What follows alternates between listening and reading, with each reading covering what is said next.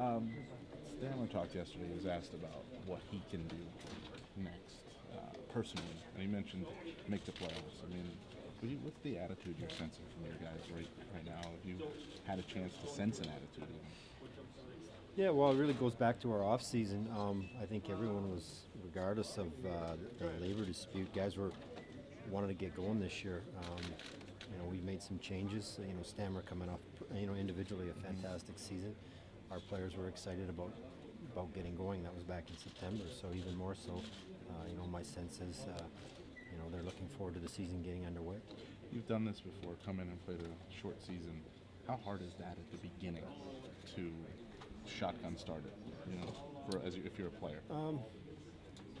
Well, I guess to go back to '94, I really don't remember it extremely well. I had a chance to talk to Kenny Holland a little bit, see if I could get any insight from him at that time. I don't think we did anything particular. I think our team got off to a pretty good start.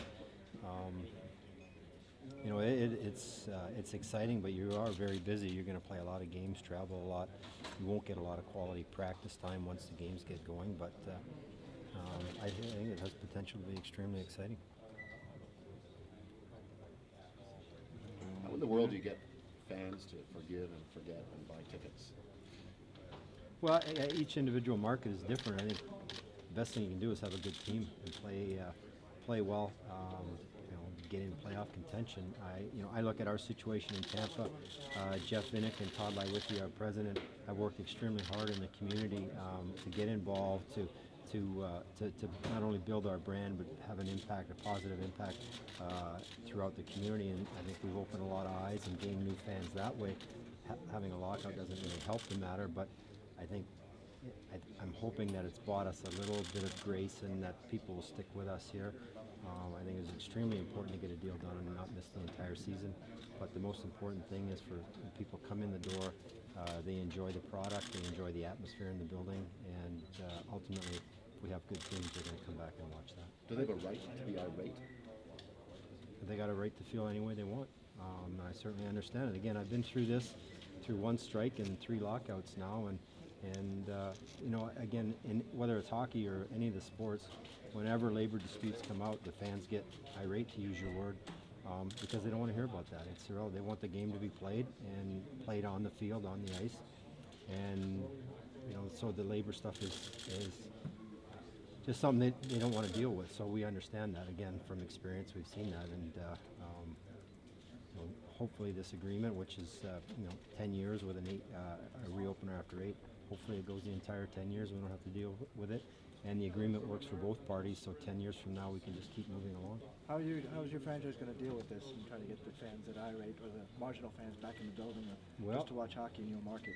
I'd like to think we do a good job with our game presentation. We treat our fans well. We do a lot in the community. We've done a lot in the community, and our organization will continue to do that. And ultimately, hopefully, we have a good hockey team that does well on the ice. That'll bring them back. Are there any incentives or anything for the fans that you're going to announce? Or again, that's really for our business side. My job is to focus on the hockey team and get the team ready. Todd Wlie and the business side of our operation will handle that. That'd be a question for them. How on the hockey side, it's going to be to learn the new CBA and try to figure out what ramifications, how to do well with it, basically. How to circumvent it? Is that the word I'm you're not looking for? It's not dramatically different. So from a general manager's point of view, we've looked at it, how it affects us, how to do our job or to build your team and to run your team. It's not dramatically different. So. As things go along, every change you make, every rule you put in, whether it's on ice, off ice, generally has unforeseen consequences or circumstance come up with it, and I'm sure they will, but for the most part I don't see it being terribly difficult. The transition, which we don't fully understand yet what we will and we won't be able to do, but as far as from the cap perspective, I think it will be, I don't speak for Tampa, I think we'll be fine over the next couple of years with how we transition into this new CBA. But we don't know what the value of a percentage of a contract is, for example. Things like that, I guess, have to be established by the market. On free agents, yeah, that time will tell. There's some, over the next year or two, the market will readjust, and that that'll sort itself out. Steve, was there any kind of prevailing emotion in the room, whether it be frustration that it took this long or relief that it's finally done at this point? Not really. I think it goes without saying everybody's relieved that it's done and looking forward to getting back on the ice.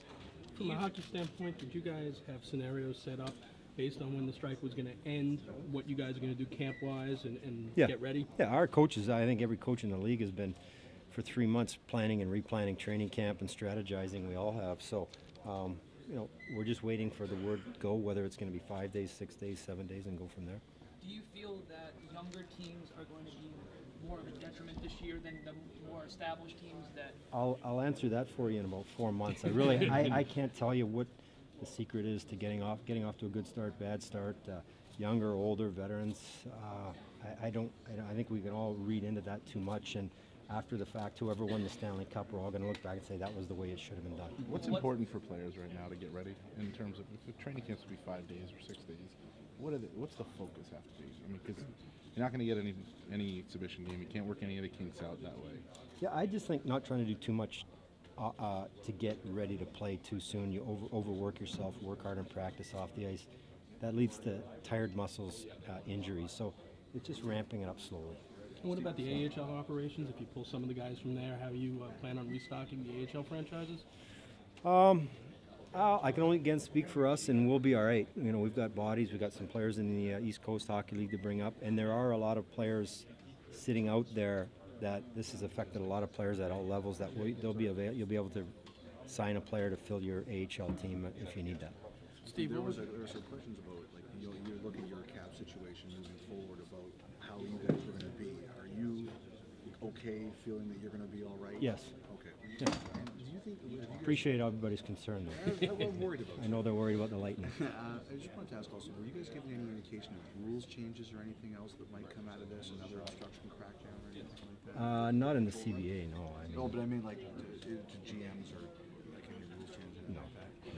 Excuse me for 1 minute, okay? I'll be right back, all right?